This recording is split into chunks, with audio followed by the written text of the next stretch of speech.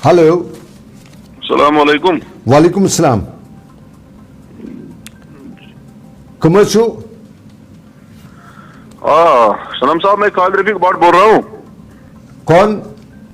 जी, मैं खालिद रफीक बाट बोल रहा हूँ। खालिद साहब अस्सलाम वालेकुम। वालेकुम अस्सलाम। अभी कुछ देर पहले आपके महकमे का सवाल था और इस सवाल के हवाले से आपने कॉल किया, बहुत शुक्रिया। जरा बताइएगा। हेलो, खालिद रफीक साहब जो हैं, मेरे ख्याल में ये वही खालिद रफीक हैं जो एजुकेशन डिपार्टमेंट को देखते हैं। एजुकेशन डिपार्टमेंट से इनने कॉल की थी। खालिद रफीक साहब, मेरा अंदाज़ा है क्योंकि आवाज़ से मुझे लगा शायद वही हैं, लेकिन आपको बताएं सोशल मीडिया पे जब तक खालिद साहब से बात मुनक़ता हुई दोबारा कोशिश करेंगे शायद, लेकिन अभी हमारे बहुत जी। हेलो खालिद साहब, खालिद साहब से दोबारा राब्ता हुआ है। हेलो, अस्सलाम वालेकुम। वालेकुम सलाम। खालिद साहब बहुत शुक्रिया, आपने रिस्पॉन्ड किया। आप हमारे प्रोग्राम को देख रहे थे, बताइएगा क्या बताएंगे हमारी इस रिपोर्ट के बारे में। जी, आपने जो ये रिपोर्ट पेश की गुरेज और बाकी इलाके जो ये डिस्ट्रिक्ट बांडीपोरा से हैं जी, जो हमारे दूर दराज इलाकों में जो बच्चे जेर तालीम हैं और वहाँ पे जो टीचर्स मूव हो रहे हैं जी, मैं बात उन टीचर्स की नहीं करूंगा जिन टीचर्स में खुदा न खास्ता वो किसी बीमारी के शिकार है, वो बड़े कोई कैंसर पेशेंट है, कोई कुछ और है। अगर उनको गवर्नमेंट की तरफ से कोई राहत मिलती है तो इंसानी बुनियादों पर मिलती है जी।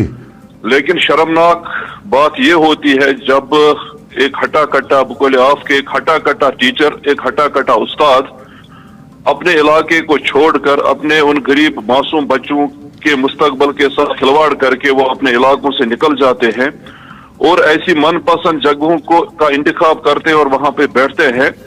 तो ये उन गरीब बच्चों के साथ इस साल करके इस कौम के उन बच्चों के साथ ही नहीं बल्कि इस कौम के साथ भी इस साल करते हैं, क्योंकि वो बच्चे हमारे आने वाले कल का मुस्तकबल है जी।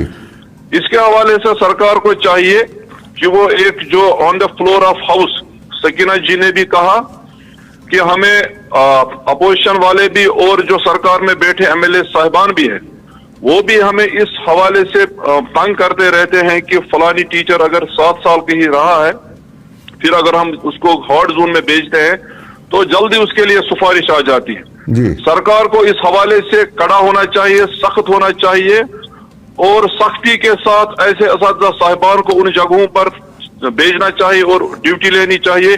देखिए, मैं खुद तनख्वाह 1 लाख के करीब में पहुंचा हूं तनख्वाह लेने में। मुझे क्या कबाहत है अगर मुझे सरकार किसी जगह बच्चे को पढ़ाने के लिए भेजेगी।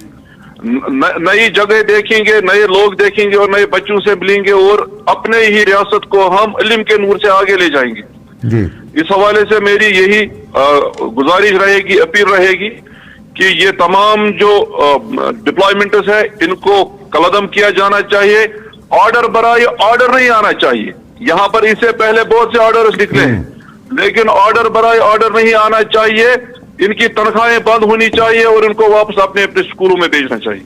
शुक्रिया, बहुत बहुत शुक्रिया रफीक साहब। हकीकत बताई रफीक साहब ने। खालिद रफीक जो है हमारे एजुकेशन डिपार्टमेंट से वाबस्ता हैं और ये बहुत डंके की चोट पे पते की बात कर लेते हैं। जैसा कि मैंने पहले बताया कि अगर किसी उस्ताद को कैंसर है, टीबी है, लिवर ख़राब है, ब्रेन ट्यूमर है, कुछ भी है तो ठीक है, उसका हक है कि उसको अस्पताल के नज़दीक कहीं पोस्टिंग की जा सकती है और बेटर है ऐसे असातिज़ा को अगर वो ड्यूटी ना भी जाए तो किसी को कोई एतराज़ नहीं है क्योंकि उनका हक है। लेकिन हट्टे कट्टे उस्ताद को अटैचमेंट करना, हट्टे कट्टी उस्तानी को अटैच करना क्योंकि वो बड़े साहब के रिलेशन में है ये किसी की, ये यहाँ पे अब आपको नाज़रीन अक्सर हम इल्ज़ाम लगाते थे कि ये एमएलएज़ की पॉलिटिशियंस के रिश्तेदार हैं। इनमें से अक्सर जो है पॉलिटिशियंस के रिश्तेदार नहीं होते हैं, ये हमारी ब्यूरोक्रेसी के कुछ लोग हैं।